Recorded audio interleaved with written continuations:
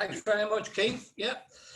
Right. Well, we're breaking new ground today, guys. I mean, I know when we first set this up, when it was all set up, Sporting Memories we're turning around and say because we aren't on the Zoom situation because of the problems that we have, obviously. And we were mentioning high places and some low places. We were mentioning the fact that if anybody wants to pursue anything like they're doing at Charlie and Leyland, this is what they do. And it's even better because we're breaking new ground. We're having our first international link-up for Sporting Memories, and we've got a better picture now than we do getting people from Charlie. Our first sporting link-up and memories, we had Ian McCulloch from the snooker world a couple of weeks ago, and we've got another one of the world's top snooker players, an ex-world champion, and I'll give you all the details about his career as we have a chat to him, all the way from over the water there. Would you give a warm welcome to Ken Doherty? One or two rounds of applause. Thank you. Okay, it's lovely to see you, and thank you very much for taking time out. My pleasure. Nice to see everybody. Yeah. Yes. Right.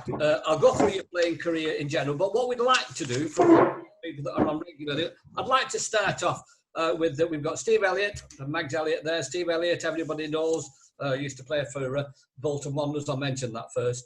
And Preston North End, a great career at both of the clubs. And yesterday was a special day because Preston North End issued this particular tweet, I think, and I don't do it yet. And I'm sure Steve would remember it. This is the one. On this day, 36 years ago, Preston North End ended the 1983-84 season with a Derby Day victory at Deepdale. Preston won 2-1 against, on that day, and thanks to goals from Jonathan Clark and Steve Elliott's final goal before his move to Luton Town. No, that's fantastic. A celebration, that. Fantastic. Celebration. Well done, Steve. Sorry? I say well done to Steve. Yeah, well done. 35 years. What a great anniversary. Yeah. And then, of course, Steve, can you talk us through the goal? Can you remember the goal itself? Can't remember, really. You don't know, and that was your last game before you left Preston North End and moved to Luton Town. Yeah. Yeah. So what a great way to finish a career there, isn't it, to Preston. Yeah. Were you there, Mags? I can't honestly remember because I used to work at weekends, so I don't know. Can't remember. Just a minute, Mags. We've known each other for quite a while now. You've got a footballer who earns his pay and does his star turns on a Saturday, and you work at weekends. Well, his money was rubbish, so I had to. There's a good lass. There's a good lass.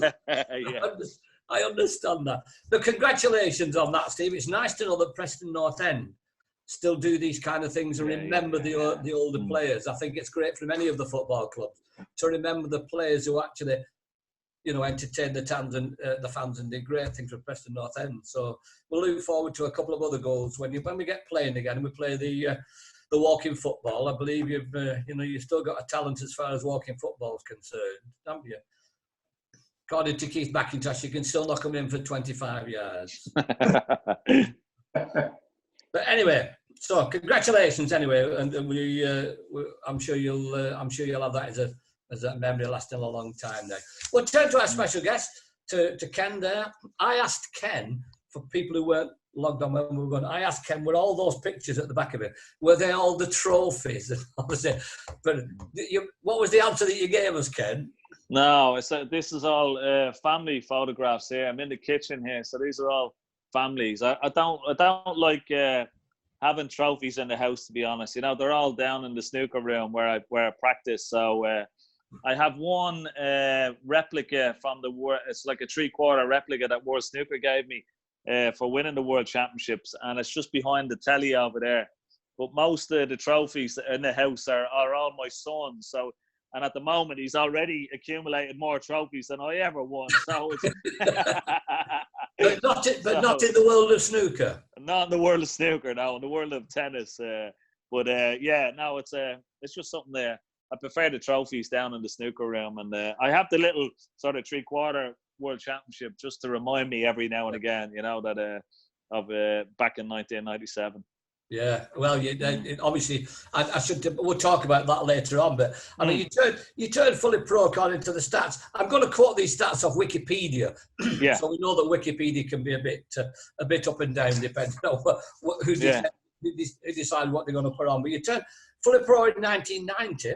Obviously, the pinnacle of your career was the World Championship in '97 when you beat Stephen Henry, the first player to beat Henry at that event since 1991. That was an achievement in itself. And the one thing that I saw after it remains one of the only 3 overseas players to conquer the Crucible alongside with Cliff Thorburn and Neil Robertson. He also became the first player to win the world title at junior, amateur and professional level. And he was welcome home. I can't believe this figure, but you're going to have to confirm it otherwise. You were welcomed home on the streets of Dublin by how many fans? Can you remember? Well, they say it was 250,000. You know, I knew I had a big family, but I didn't think it was that big. That's one thing about the Irish; they stick together, don't they? Oh, they do. They love any excuse for a bit of celebration and a party. But to be honest, you know, when I was during that World Championship, I sort of purposely didn't want to. When I spoke to him, when I used to ring my family, I mean, with the mobile didn't have camera phones or Twitter, or Instagram, or Facebook, even in those days. So when I was speaking to my family or friends, I'd ring home like after each match. I purposely said, don't tell me about excitement or people watching it or what's in the paper. I don't want to know. I just wanted to keep myself cocooned, and I didn't want to get carried away. But obviously, throughout the 2 weeks at Sheffield, the momentum was building back in Ireland about the excitement. And it was the only time that our national broadcaster, RTE, they bought the rights of the final session, which was the 7 o'clock on the bank holiday Monday on the 5th of May, 1997. They bought the rights off BBC because in Ireland, not the whole country didn't have BBC, so couldn't watch it live.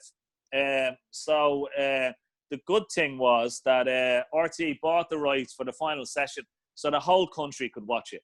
And because of that, that's what created the huge furore. And but I never expected when I won it to come back to such a wonderful home welcome and the open top bus through the city centre and the big civic reception at in the Lord Mayor's residence was quite remarkable, you know.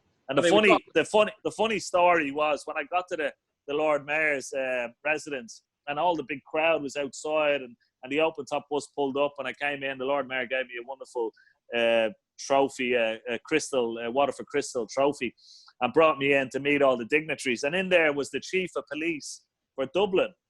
And he said to me, "Can I tell you a story?" He said, "Ken," he said, "You know, from the years of 7 and 10, when you were playing that final," he says, we didn't have one phone call into the Central Police Station in Dublin, you know? And I said, "You're joking." And he said, normally, he says, we get a phone call every 5 minutes that, you know, such and such has happened, that this has happened, this break-ins here, left, right, center. And he said, after about 15 minutes, the girl in the switchboard in police rang the main telecom switchboard to say, "Is there something wrong with our phones? Because we haven't had a phone call, you know, in the last 15 minutes. And the other girl says, "You're not watching the snooker," she says. She said the whole country is watching it. So he said to me, the chief of police said to me, he said, "Doherty," he says, "you should be on television more often." He says, "You make my job a hell of a lot easier, you know." Yeah. But at least I stopped crying for about 3 hours in the centre of Dublin on that fateful day. Oh, that's brilliant. And that is a real sportive memory. Yeah. I'll talk about the final itself just a bit later, but let's start off at the beginning. I mean, I've got to determine every sportsman likes to have a nickname. I've got to mention this, Ken. Yeah. According to Wikipedia, you've got 3. Right. Do you know what they are? Yeah. Your nicknames? Oh, yeah. Well, I mean, the nicknames that I got one for, it was called, sorry, I'm just charging my phone here. Yeah. All right. The old Zoom runs down the battery quickly, doesn't it? You know? Yeah, I mean, nicknames. Well, funny enough, I have a nickname. I have a nickname in Thailand, which is Ayanabak. You know, and and I says, like, why are people calling me Ayanabak? You know, and they say it's the guy with the scar on his face, you know. Oh, So that's one so that's one nickname I have, you know. well, that's nice. That's nice. I think people, when they see the scar on my face, he must have got that hustling some night in some dirty snooker club in Dublin, you know. So, I like the one I must admit, Ken, the one I like is the darling of Dublin. The darling of Dublin, yeah. Well, there was a great MC before Rob Walker, a guy called Alan Hughes. He used to work on the sort of the variety club circuit, and he was the sort of a singer, comedian, and an MC. And he came up with the darling of Dublin for me, and he came up with like the Rocket, Ronnie O'Sullivan, Jimmy Whirlwind White, you know, Alex Hurricane Higgins. He came up with all those great names, and gave me the darling of Dublin, and it's stuck ever since. Right. But recently, I call myself the Dunce of Dublin, not the darling anymore.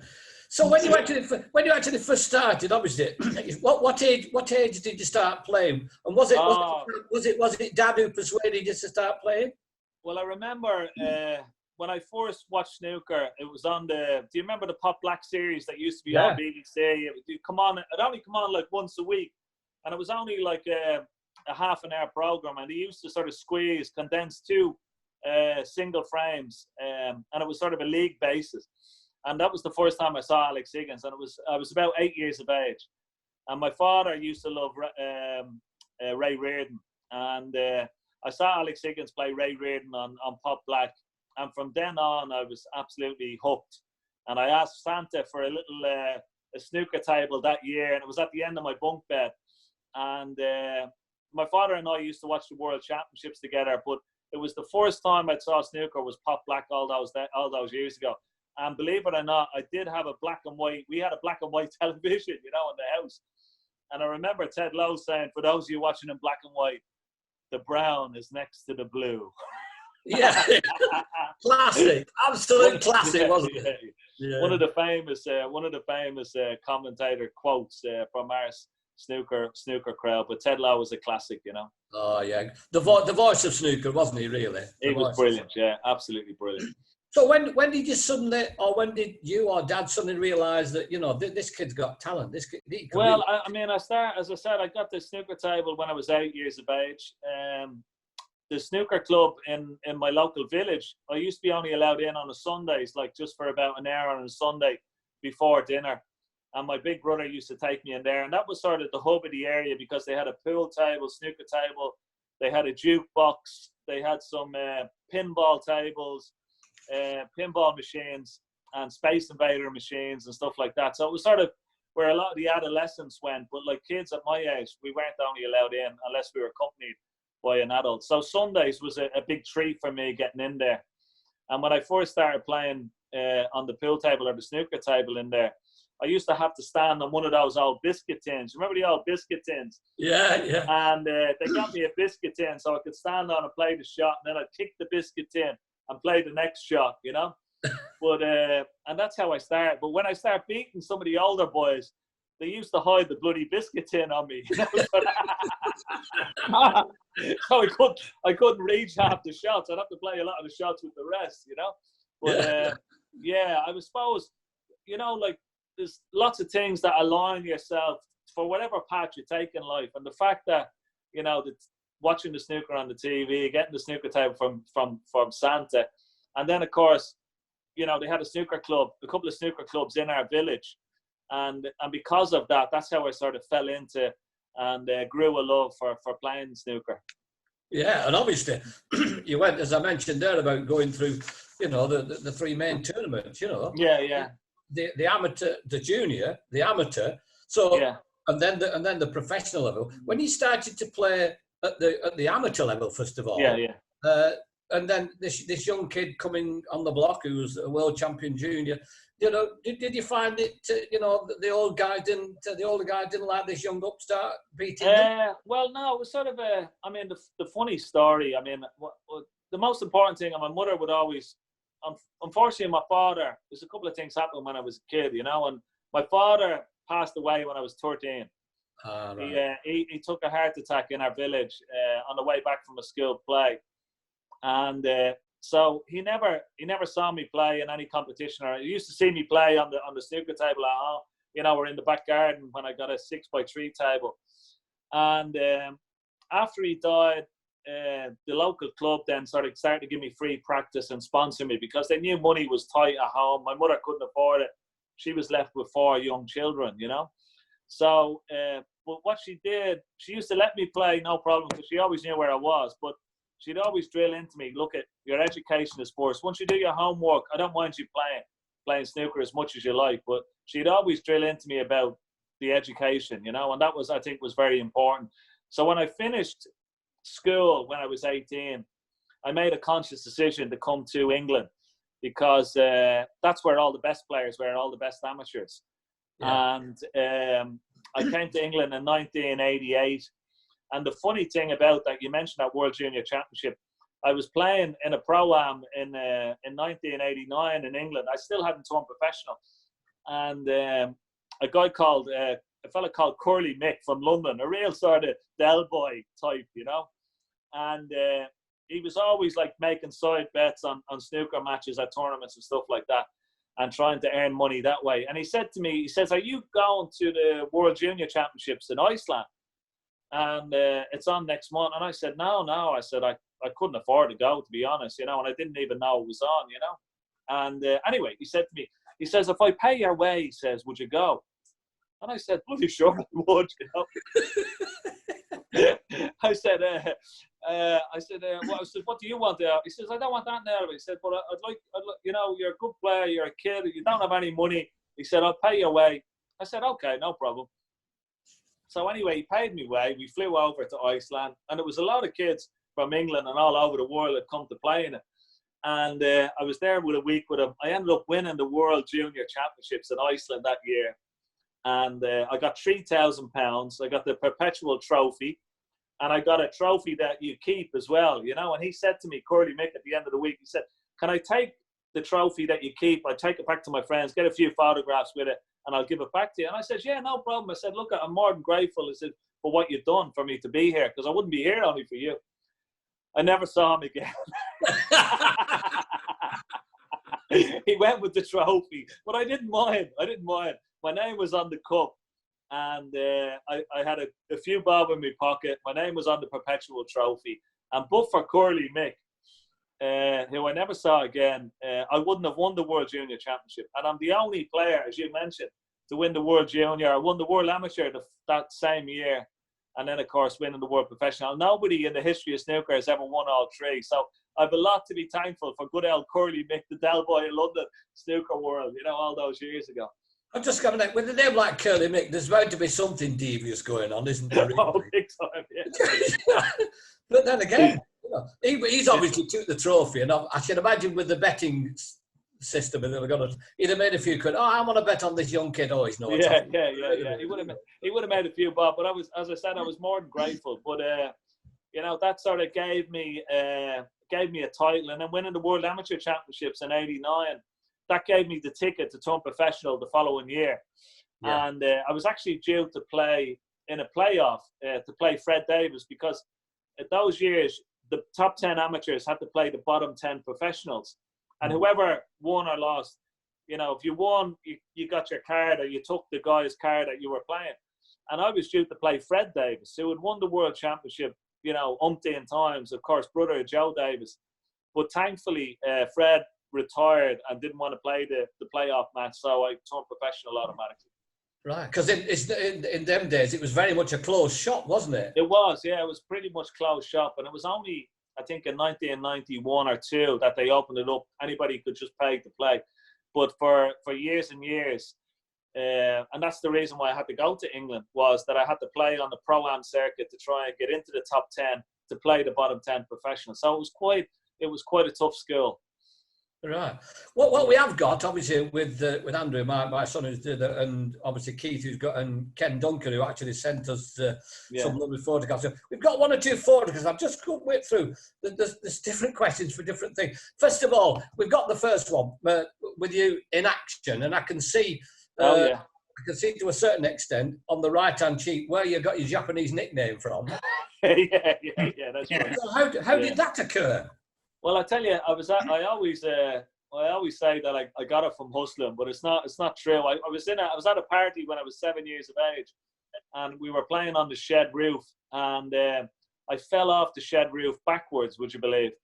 And fell into the next door garden. But I fell into do you remember the old tin bins, the old rusty tin bins? Yeah. Yeah, the garbage bins. And I broke my fall with my arm. I broke my arm in 3 places. And the bin that was sort of broken a little bit, that cut my face. And I had to get seven stitches in my face here. But I was quite lucky because it was about a 10 or 15-foot fall, so I could have banged my head. I would have been in big trouble. So thankfully, I've only got the remnants of a small scar on the side of the face. But yeah, it looks like I always play up to the fact that I was hustling in some clubs.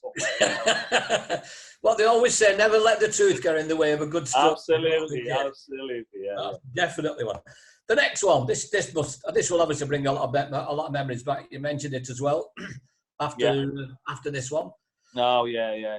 Look at that, the fresh faced kid. I know, yeah. I tell you, when I how old were you? Were you about 20 years of age when you won that? I was 27. I was 27 there, believe it or not. But when I saw Higgins win in 1982, and then I saw Dennis Taylor win it in 85, they were sort of a huge inspiration for me to try and to play snooker and try and be better and try and turn professional and try and win that wonderful trophy, And to do that on the night was like, it was like all your birthdays and dreams coming together at once. It was just a magnificent feeling, and it changed my life completely from that day forward. Like, it was just an incredible day. It's hard to describe how good it was. Yeah. It gives me sort of goosebumps and tingles up the back of my neck, even just looking at the old photographs and the footage from it. Yeah, and I think this next photograph might have the same effect as well, because sportsmen always look to the people who helped them on their way, on their career. And I think, that was my mother. Yeah, and my mother, when I came down, I mean, my mother couldn't watch the final. She was she suffered from hypertension, and she'd get like her heart would start to race. Yeah. So and high blood pressure. And when the night of the final, she wouldn't stay in the house in our house in Ranelagh because they had like journalists there, TV crews there. My brothers and sister were there with all the TV crews and the journalists watching it live. But my mother had to get out of the house. She got on her bicycle and she cycled around the churches around Dublin, and say a few prayers, light a few candles here, light a few candles there. And it was only when she was walking back from our church that she got married in Donnybrook, that she was stopped on the way home, that somebody had told her that your son has just become world champion, brilliant. And so she could never watch me play, only watch a recording of it if I won. But when I came down off the plane and landed at Dublin Airport, she was there at the bottom of the stairs waiting, and I gave her the trophy and gave her a big kiss. I said, "Mom," I said, "this is for you." And it was a wonderful, wonderful moment, That's beautiful. Before I show the next picture, they always say when you do something as good as this, then people want the photographs with you all the time, and people start coming up and you get credit. It also gives you a chance to do the other way around, where you meet your heroes or whatever. Yeah. One of the trivia questions is, who is the biggest film star in the world? A lot of people say Tom Cruise. This is the biggest film star in the world, according to my son, because they have the biggest audience. Oh, yeah. Jackie Chan. Jackie Chan, yeah. So how did you come to meet Jackie Chan? Well, you can't believe this story. I was on the way to China, and my friend Frankie Chan, who was a Hong Kong snooker professional and used to stay with me in London, in Ilford, when I was living there. And he played on the circuit for about 4 or 5 years, and he was a really good friend of mine. Anyway, he's opened a snooker club in Hong Kong, back in his native Hong Kong. And Jackie Chan is a good friend of his, and he comes and plays in a snooker club when he's in Hong Kong. He loves snooker, watches it all the time. So I'm on my way to China for a tournament, and I'd sometimes go through Hong Kong, maybe stay a couple of days and stay with Frankie and play in the snooker club and just catch up, because we'd only see each other maybe once or twice a year. And anyway, this time I'm in Hong Kong, and he says to me, he said, "Would you like to meet Jackie Chan? He's in Hong Kong at the time, you know." I said, "Yeah, I'd love to meet him. Can we set it up? Can we set it up?" You know. He said, "Well, he's having a big charity dinner," he says, "tonight." He said, "And he's invited you to come along." I said, "You're joking me." I said, "Oh, good." I said, I brought a suit with me, so I'm okay, you know. So anyway, we brought a suit, got dressed, invited to this hotel. There was a big sort of charity do, big red carpet job, like loads of like TV crews and paparazzi and all. Anyway, we walked this red carpet into the hotel, up the stairs, and there's Jackie Chan sitting down, and he sees me and he stands up and he says, "Come on over, come, Ken." I said, "What?" I said, "Is he talking to me?" Like, you know, and I'm looking behind me, is there another Ken here? And so anyway, he shakes my hand, he says, "Let's get a photograph, you know." And I said, "Oh, great." I says, "Great to meet you." Sits me down at the table. We have a big banquet dinner. And like, I'm the only sort of Caucasian in the whole room of about 1,000, like Hong Kong Chinese actors and film stars. And anyway, he has a big dinner and there's a big speech, big charity dinner. He says, "Okay, let's go now." I says, where are we going?" He says, "We go karaoke." I says, "What? Karaoke?" I said, "Okay." He takes me to a karaoke bar. He said, next minute we're singing songs, you know. He's singing a song. I have to sing a song. We're drinking his whiskey, his own whiskey. And then so we're singing away. We're having a few drinks, having a great time. And then he says, "Okay, let's go now." And I look at my watch and I said, "It's like, it's 3 o'clock in the morning." I said, "Where we go?" He says, "We go play snooker now." I said, "Snooker?" I said, "Okay." So Frankie Chan opens up a snooker club, and he just wanted to play snooker, have a frame of snooker, and I showed him a few trick shots, and he did one particular trick shot where he potted a pink out of 6 reds into the middle. And if you ever go on YouTube and watch it, he runs around the table with his hands like Dennis Taylor, because he got the trick shot. And it was just a memorable night. I mean, what a great night, and what a great guy. It was just you couldn't beat that, you know.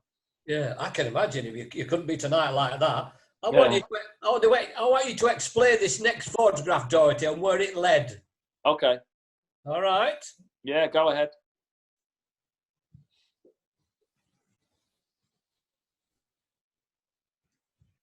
Oh, well, it didn't lead anywhere you think it might have led. No, I'm not unfortunately. suggested. No, I was there. I was promoting a poker tournament for Paddy Power.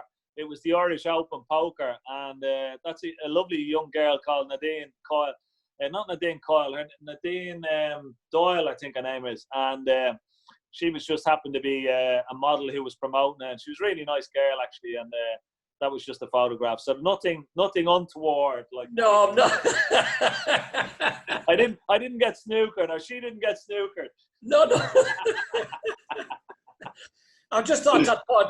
My son Andrew pointed out. He said, "No wonder he lost that hand. You had 2 cards, and Ace of the King. She had 6 cards, so you weren't going to win that." Yeah. The odds were firmly stacked in our favour. Yeah. Well, they were certainly stacked. But anyway, move on. That's a lovely thing. Excuse me. Right. So, have we got one more photograph, Andrew? Have we got one more photograph? I think we had quite a few with this. There's a great, yeah. So what do you play off, Ken? What handicap? No, I'm not a big bandit like Ken is there beside me, but I'm only off 14. But that was on the par 3 down in Leyland, and we were having a lovely little game of golf, and I pitched it into about 6 inches near the hole. Nearly got a hole in one. But Ken has been. When I first played in Preston back in, I think it was 1991, it might have been even 1990, we used to play the UK Championships there in Preston, and that was where I first met Ken Duncan, because he had that Duncan's menswear shop around the corner, and I used to go around and buy some suits off Ken, as indeed a lot of the other players did. So he's been a great friend to me ever since. we've had a great time together. He comes and supports me at the World Championship himself, and Mick does, and they've been great friends. And anytime I'm in Preston or playing around there, I'd always stay with Ken and Barbara and always look after me. And I'm very, very grateful for his friendship over the years. Been a good friend to me. Yeah, and he's obviously a good friend to our sporting memories as well.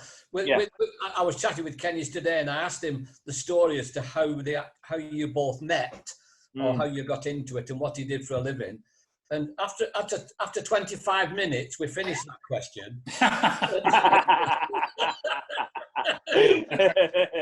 Because of course we had Ian McCulloch the other week, and of course he's friends with Ian as well. And if I can come to Ken Duncan, just as a quick chat, just as a quick question to Ken. I was thinking of asking you, Ken. We talked about the tailor shop that you had, and then obviously a lot of the players used to come in, and I got the impression with this Ken, with the Ken Doherty, and obviously with Ian as well. I was beginning to think you ran a home for wandering snooker players, because this seemed to keep your business going, didn't it? Every time there was a championship in Preston. Ken. Oh yes, yeah, we did. They did. Yeah, all the lads, even before Ken. You know, I mean, I think I told you, there's a chap used to come in, Eugene Hughes, and I think I'm right, Ken. I'm telling that. Did he buy his flat in London? Yeah, that's right. Yeah. That's and right, he actually brought me around to your shop that year. Oh, did he? Yeah. But you came in with Jason that day, didn't you? Jason Ferguson, yeah. But Eugene, I think, brought me around to your shop because he used to buy some suits off you, as all the players did over the years. And then he introduced me to you, and that's gone back, 30 years ago this year. That was 1990-91 season. Yeah, that's right. Yeah. One of the stories that Ken told me, obviously you became really good friends, and you got engaged, and then you decided you were going to, and then there was a question as to whether he was going to be invited to the wedding. You invited him to the wedding. Yeah. Ken Duncan was telling me the story. Ken Duncan, you tell me the story that you took. Just as you just got to the stage where you were talking about the wedding. I think Ken was playing Stephen Henry in Motherwell, I think in a semi-final. And I went up to Motherwell to see him.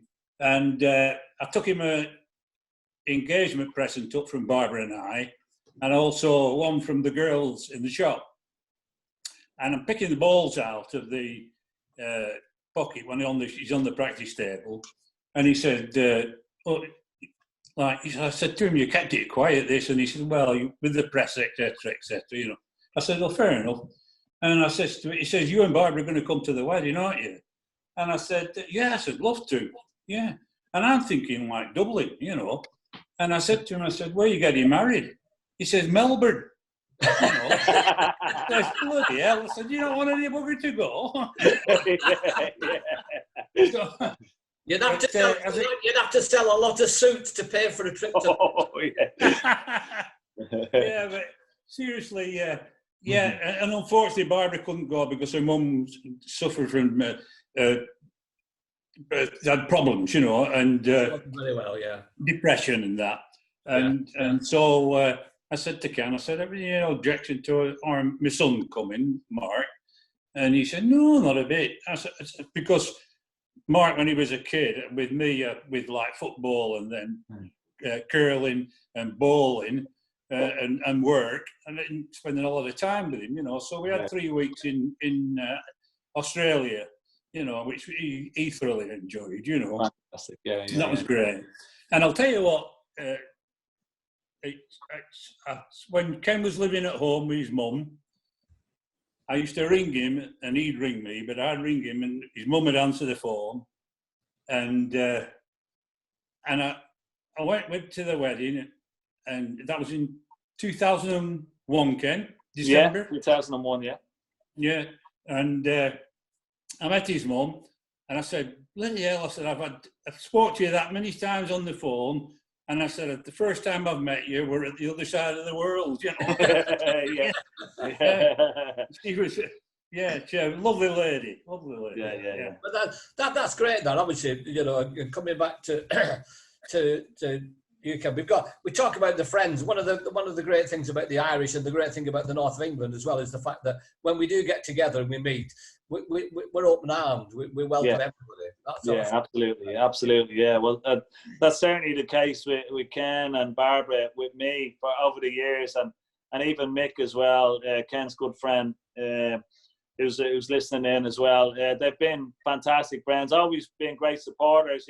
Through the good times, but also more importantly through the bad times. When you have bad defeats, they're always there, put their arm around you, console you, and try and cheer you up. And that's what really good friends are all about. And there's no better than certainly Ken and Barbara to me, and Mick as well over the years. So I really. It's cost me a lot of money in suits, by the way. You know what I mean? But well worth it. Well worth it. Yeah, I can imagine. Listen, can I just say this, Ken? And I don't know whether I ever told you or not, but when you won the Worlds, in '97, of course I was there for the week with you, but I put a bet on with you with the Embassy. Did I ever tell you that? Yeah, I think so. Yeah, you got good odds. Yeah. Sorry, what did you say? He said you got good odds. He said you got good odds, Ken. Yeah, Embassy were running it and I went upstairs to pull a bet on, and I said to him, "What price is Doherty?" And he said, "It's there on the wall." And he was 16 to 1, and I says to him, "Come on," I said, "You're stealing money here, And he said, "Well, you're a friend of his, aren't you?" I said, "Well, that's got nothing to do with it. I always have a wee bet on him." And he says, and he says, "Oh, hang on a minute." And he went back in the back, and then he come back out, and he says, "Go on." He said, "I'll give you 25s." And I've never done it before, but I threw £50 on him. Yeah, seriously. And I won 1,250 quid. Happy days. I presume you gave the player a bit of a share of that then, did you? I gave him a drink, got him a drink. You mentioned Mick Breakwell. I don't know whether we've got the photograph, Andrew. Have we got the photograph of them, of Mick Breakwell and Ken in the pub, which seems to be where most of the celebration seem to be going. I think. Yeah. There it is. So, can anybody remember where that is? Yeah, that's in York. That's in York, and right near the Barbican Centre. Right. So who paid for the meal? We always go Dutch on the old meals. They're never too shy, the old boys, I was just going to say it might have been Ken Duncan because you're only having pizzas. Money around. Yeah. Thanks for the photo and good. That's a good one that as well. What I'd like to do now, obviously, is opened up to a couple of the people in the order. We've got one guy who one of our Sporting Memories colleagues, and that's Alan Robinson. And Alan, from what I remember chatting with Keith about this. You're an avid snooker fan. You travel all over the place. How long have you been travelling to all these big tournaments around the country? 40 years probably. Right. Wow. 40. So you've been to all the major events and you've seen these. All the ones at Preston, and I went to York. Yeah. And I do Sheffield every year. It's the qualifiers now, Ken, not the main event. I like watching the young lads. Yeah. I have a question for you, if you don't mind. You can just Absolutely, yeah. Go ahead. You'll remember, no doubt well, the Masters 2000, the Benson and Hedges. You got to the final that year playing Matthew Stevens. Unfortunately, you just lost out 10-8, but most importantly, you were on for a maximum on 140. A black off each spot. Yeah. You possibly don't know how many more difficult ones, and somehow it did go in because there was 8 I know. I tell you, Alan, that I think, when you go back in your life with things that you would have liked to have done better, and certainly that shot I still have nightmares about it, and if you go on YouTube, it's entitled Nightmare Miss from Doherty, but that week at the Masters, we every day in the foyer at the conference centre, we'd pass the car for the 147, and it was like it was a Honda NSX, and we'd always say, Jenny, wouldn't it be nice to go away with that at the end of the week? If anybody got a 147, got this beautiful sports car, and it was worth about, I think it was about an £80,000 car at the time. Yeah. And as you said, I was playing Matthew Stevens in the final. I was 9-6 down, and I had a chance to go for the 147. I potted a long red, got on the black, and I thought, okay, you know, I'm going to go for it from here. The balls were nicely split. So 15 reds, 15 blacks, yellow, green, brown, blue, pink, and I'm on the black, and I'm thinking, that car, I said, how am I going to get that car home?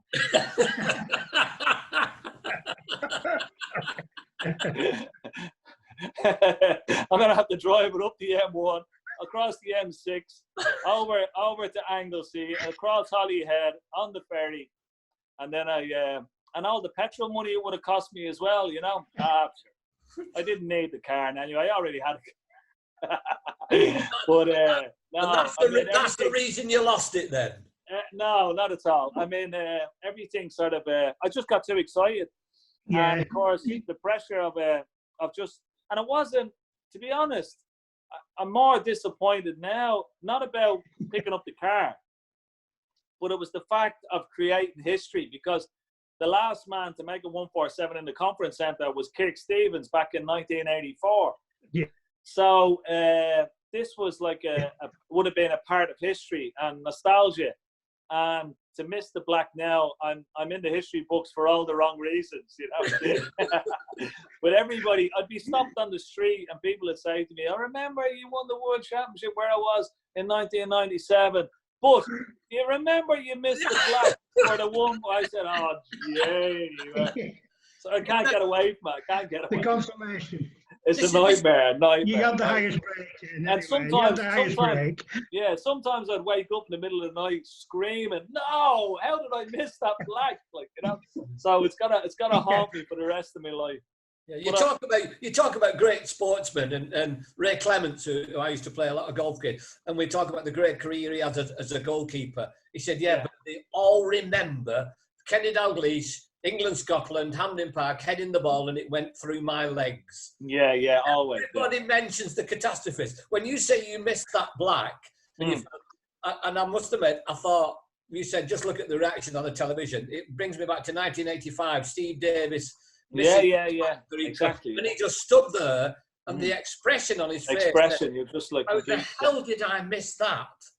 And then I was exactly the same. And I tell you what happened was, I was so overcome. I sat down on my chair. I wanted to get out of the arena. Matthew Stevens couldn't believe I missed. He got up and went out of the arena. And my legs, I'd no feeling in my legs at all. My legs are completely gone. And I was stuck to the chair, and I wanted to get up to walk out, but I was afraid if I got up and walked out, I might end up collapsing or something like that. So I stayed in my chair and I sucked it all up, and I was absolutely devastated. I mean, I didn't know. If you see from the look at my face, I was like a ghost, you know. I just could not believe I missed the black, because I played so many good shots in the run up to it that the black was like one of the easiest shots. And nightmare. All right. Well, I'll tell you what we'll do. We'll take you from that one, because how many 147s did you make in your career? I made a 1. Funny enough, I was playing in a pro-am about 6 months later after that miss. I was playing the pro-am. I made a 147 in the pro-am. It wasn't on television or anything like that. And they gave me a small little Matchbox car. It was about that size, a little Ferrari car. Yeah, I said, there you go. Yeah. It was in Ireland in 2002, and they made light of his prize on television show. It was allegedly 300. Was it 300 £300 or 300 euros? Yeah, 300 euros. Yeah. A BMX bicycle and a toy Ferrari car. A toy Ferrari car. It's almost as good as when Steve Davis won the Lauder Open. Yeah. And the prize, got a Lauder car. Yeah. And you thought, right, you know. He used to say when he won that Lauder car, he said I was driving a Porsche at the time. He said they gave me this Lauder car. And he says my insurance on the Porsche was more than what the Lauder car was worth. So he said he didn't even take. He said he gave the Lauder car away. He didn't even take it. You know. Sorry, Andrew, you were signalling as though you wanted to say something, Andrew. Or as though I was just going to say I've got that YouTube video with that black shot. Yeah. You mean you've got it now? Yes. Oh, we can't. Thanks, No, Andrew. no. That's really, really kind of you, Andrew. Thank you. No, no, Andrew. I don't think we should show it. Let's not spoil a good afternoon. all the way for the next 3 or 4 days. Every time he's on the go. Yeah. I thought this was a nice, friendly chat we were gonna have. It's turning very nasty. But I tell you what, we'll give Ken Duncan the link to it, and every time you go to his house and he feels as though he's not really in the mood, you can play it. Yeah. Anybody else? Any questions? Obviously, yeah. We've got Mick Braywell. Yes, Mick. Hi, Ken. Hi, Mick. How are you? I'm all right, mate. Thanks. Good. Seeing Alan nicely mention your black ball that you missed. Yeah. Tell me about the two you got on that night in Fleetwood. You got 2 147s that night, didn't you? Yeah, I did. Yeah, that was right. I made in the exhibition in Fleetwood. Yeah. To make two 147s in an exhibition was it was incredible. And they've never forgot that up there in Fleetwood. Every time I see somebody from the club, they always remind me of that great night. That was a wonderful night. Yeah. Terrific, weren't it? Yeah, very, very good. Yeah, it's always look. Anytime I go back to Lancashire area, as you said, the people are very similar to the Irish people, and they're always very, very welcoming. I always love playing there. And you get. I've talked to Steve. To Dennis Taylor. We used to play a lot of golf together, and he was saying when he used to do the exhibition matches, I said, he played something like 7 players, and they gave him so many stars, so many black stars. He said, and I remember one night, one guy came up and said to Steve, to Dennis Taylor, you think you're going to win all these? You'll not beat him. You'll not beat my mate Colin. You must get these all the time, Ken. Oh yeah, all the time. Yeah, they don't fancy it. They say, "Oh, this fella's a good player. You'll have your match here." But they're just exhibitions. They're a bit of fun. And Dennis said that as well. He said, yeah, you do that. And he said, and you have a bit of fun, a bit of banter. But even if all the others beat me, he was the only one who was never going to beat me, because the professional competitiveness came out and said, "I'm going." Oh yeah, absolutely, yeah. You never lose that competitive instinct, and I mean, it's like playing Ken at golf there, like even because he was a professional, he still has that competitive instinct even playing golf. So you never lose it, so you always have it. Yeah. Any more questions, ladies and gents? Anybody else like to pick out any particular question before? No. I'll tell you what time we're actually running out of time. Yeah. Sorry, Keith Mack. Yes, Keith. I think there's one more photograph that we need to put up from Ken's collection. I think it's taken at the Theatre of Dreams, Norman. Oh yeah, that's it. Yeah. I knew we had to get around to that one. Yeah. Oh yeah. Here we go. As a Bolton Wanderers supporter, I'm turning my telly off after this. All right, look at that's. Sorry, you're obviously a big Man U fan, Ken. Yeah, I mean that was a memorable day. That was about a week after the World Championship, and. Can I ask you, Ken, before you go any further, is that one of Ken's suits? It is, yeah. It is. It is, actually, yeah. That's one of the obvious suits he used to sell at the time, if he remembers correctly, yeah. But I got a funny phone. I got a phone call about a week after the World Championship, and I didn't recognise the number. And it was Alex Ferguson on the other line, and he said to me, he said, "Kenny," he said, "I know you're a big Man United fan." He said, "How about coming to Old Trafford and parading the trophy around Old Trafford at half-time, And I thought it was my friend winding me up. And I says, "Will you ever stop winding me up?" He said, "No, Kenny, it's Alex Ferguson here, and I'm not asking you a second time, you know what I mean?" So I said, "Oh, Alex," I said, "I'd love to." I said, "That would be a big pleasure." And he invited me up, took me around the boardroom. They were picking up the Premiership trophy that day. And himself and Martin Edwards took me around into the bar, met George Best, Lou McCarry, Brian Robson, Dennis Law was all there. And then he brought me down into the canteen where the two teams were having their pre-match meal. And the funny thing was, he brought me to the door and I'm standing with my trophy. And he said, gentlemen, I'm looking down, it's like all the first team and the second team on 2 tables. And he goes, gentlemen, he said, Ken Doherty, he's a big Man United fan, just won the World Championship. He's going to parade the trophy at halftime out onto the pitch, you know. And everybody, they were tucking into that pass. They just looked around and nobody moved. And I'm standing at the door, like I didn't know whether to go to them or what to do. And I was standing, and I felt like an age. And nobody said that. I'm looking at Roy Keane, you know, an Irishman who thought he'd come up for us, because I would have met him over the years. Dennis Irwin, maybe, never moved a muscle.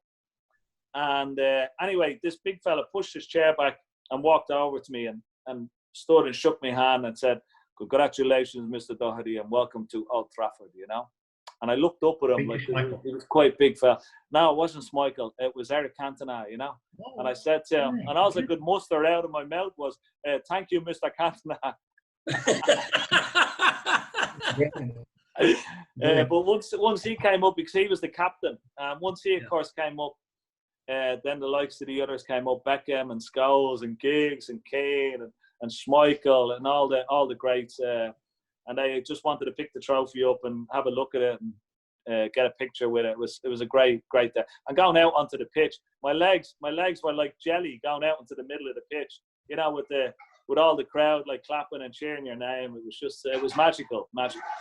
Well, they always say it doesn't matter about, we talk about sporting memories and we talk about age, and you get people who turn around and say, oh, he was a great player, and then you get the younger players saying, oh, he's a good player, and you say, yeah, but you never saw Georgie best play, or you can only be the best of your generation. Yeah. And it also shows, even with the great achievements that you've made in your sporting career, we all have our heroes. Yeah, absolutely. Yeah. Oh, yeah, without a doubt. I mean, you know, watching, Alex Ferguson, what he did to Manchester United over the years. I mean, he was a big hero. Just to meet him and, you know, chat to him, and that was just fantastic. Cantona, who I love to watch play, Mark Hughes, Roy Keane, all those greats. But just, I've been a supporter of Manchester United since I was about 8 years of age. You know, since when they won the FA Cup in '77. That's when I first started supporting Manchester United. So to get there and meet them and go out on the pitch and everything was just like, apart from winning the World Championship, probably one of the greatest days that will live long in my memory without a shadow of a doubt. Yeah. And it just shows you, even with the great sportsmen like yourself, your comfort zone is on the base. Your comfort zone is in that confined area, concentrating on it. When you walk into their particular stadium and you stand there and think, God, how do they actually play in this? Yeah, I know. Yeah, exciting. Oh, it's incredible. Yeah, but the funny thing is, they always, like, when they were asking me questions, like, you know, how do you play? How do you screw the ball? How do you make these breaks under pressure? You know, like, they were just as interested about snooker and about the World Championship as I would be about their profession and playing football. So it's sort of a quid pro quo thing. Yeah, it's like in the entertainment business. The singers want to be comedians. The comedians want to be singers. The singers want to be actors. The actors want to be singers. So they go around in the circle. Time is of an essence, but with all this, before we've got to talk about the final itself when he won it in 1997. Talk us through, not necessarily the whole thing, but what was the general feeling? Well, I mean, I was a huge underdog because, as you said, Stephen Hendry, he hadn't lost since 1991. He was going for 6 championships in a row. So, you know, I was trying to stop a guy who was like playing in the Crucible, was like playing in his own backyard, and that was like it was like an away fixture for me and a home fixture for him. So it was quite daunting. But I sort of tried to blot that out, and I'd beaten Stephen Hendry a few times in my career, so I wasn't really totally afraid of him. I knew I had the game to sort of match his, particularly the safety game, which he didn't enjoy playing. And that would be sort of my strategy, was play good safety, play good match play, and frustrate him a little bit. And that's exactly what happened. So even though I was a huge underdog to beat him, and I'd watch him beat Jimmy White like 4 times in the final. You know, I'd watch him dominate. I played as if I was sort of, you know, very comfortable. I was looking forward to it. I knew it was my chance. And I thought I had to grab it with both hands, and this was a great opportunity. And I laughed and joked throughout the whole final. It kept me at ease, kept me relaxed, and played probably the best snooker that I've ever played was during that World Championship final. Well, if you're going to play the best snooker, then you pick the right event to play it in. Were you always in the lead? Did you start off with a good lead? I was always in the lead. I mean, Stephen Hendry, he started off very well. He made, in the first 8 frames, he made 3 century breaks, but I was still 5-3 up.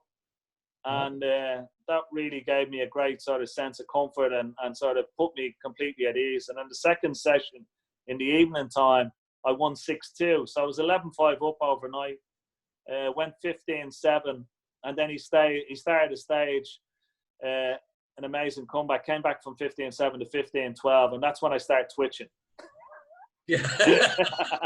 that's when I started to have a few doubts, and I got a little bit nervous because I was so close to the winning line, and he was coming back, and then it got really, really difficult then. But I won a crucial frame to go 16-12, and then we had an interval break, and then that interval break sort of calmed me down a little bit. I came out, won the next, and then won the next, and then of course picked up that wonderful trophy, and it was all over. So what was the final frame? What score was it?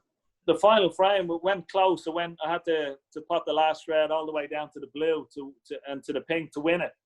So it was a close last frame, but it was 18-12 victory, which was a huge margin, to beat a 6-time. He was going for number 7, so to beat a 6-time world champion 18-12, it was good. It was good victory. Yeah. It's difficult to try to describe, but when you're going over that ball, and the commentator was saying, if he gets this ball, then he's won the championship. Are you on the move now? Have you got Yeah, no, I'm just moving. Just to get a bit better. Yeah, there you go. Is that okay? That's all right. Yeah, we'll be going in about 2 or 3 minutes anyway. Oh, you're fine. You're fine. No, but I was saying when we talk about the black that you missed, I'm sorry to bring you back to that, but the black that you missed and the things that were going through your mind when you were there, it's like a penalty in the last minute in football, I suppose. When you're over that ball and you're thinking, if I knock this in, I've won the world championship. Oh yeah. I mean, what went through your mind at that moment? You just started talking to yourself, Jake. Just stay calm, stay in the moment. Don't get carried away. Just this pot. Just pot this. Yellow. Get on the green nicely. Pot the brown. Keep it simple. And then when I potted the blue, he needed a sort of a snooker. And then you could see the smile on my face. Then I was like a Cheshire cat. Yeah, I saw Tony Drago. Tony Drago was actually in the press box at the bottom of the table, so you couldn't see him from the TV screen. But he was clapping, giving me a big smile. He was standing up, clapping already before I'd even potted the pink. And it was then I knew that was it. I'd won the world championship. And then I waved up to the crowd. Ken was on the balcony, and my other friends up there. And then I went over and commiserated with Stephen, gave him a hug, and then picked up the trophy. It was just fantastic to give it a kiss, and like a lot of memories would come back from Higgins winning it, and lifting it and kissing it with the baby, and then Dennis Taylor winning it. Those memories would have come back, and of course, memories of my father watching it with him, all those years ago, that he wasn't around to see it, but it was a lot of those memories would have flooded back through those few moments, before I lifted it up. I think I've just had a signal from my son Andrew. Have you actually got a recording of that, Andrew? Yeah, let's watch it.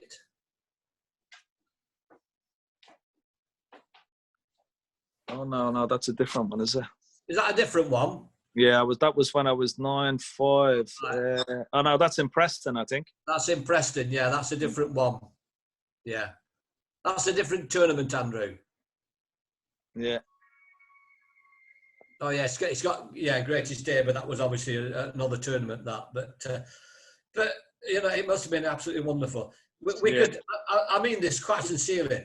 I could talk all day. I could ask you questions and talk about it all day, and I've no doubt that you can talk all day, Ken. Yeah. You never get tired talking about it. But it's been absolutely wonderful. Thank you very much. Norman, before we finish, Yes, Ken. Ken, Yeah. Just going back to now your commentary stage. Yeah. Can you tell them the story about, I think it was you and Willie Thorne in the commentary box when you left the red button on, and Yeah. yeah, Rory were playing. Oh yeah, when I was, well, you know, like they all, like Ted Lowe with his like commentator gaffs. My biggest one was when Rory McLeod was playing. I was with Willie Thorne in the commentary box, and Rory McLeod was like a sort of an Afro-Caribbean sort of descent, and he was potting the black into the corner pocket. It was a pivotal time of the match, pivotal frame. He wasn't quite sure whether the black would pass the red. And I picked up the microphone, pressed the red button, and I went something like this. I said, and of course, when you're in the commentary box with Willie Thorne, you've got to be very careful because the name Willie, as you can imagine, you know. So I picked up the microphone, pressed the red button. I said, Rory McLeod, he's got a tough black Willie. Oh. And I said, it's very, very hard, but I think it just about squeezes into the corner pocket.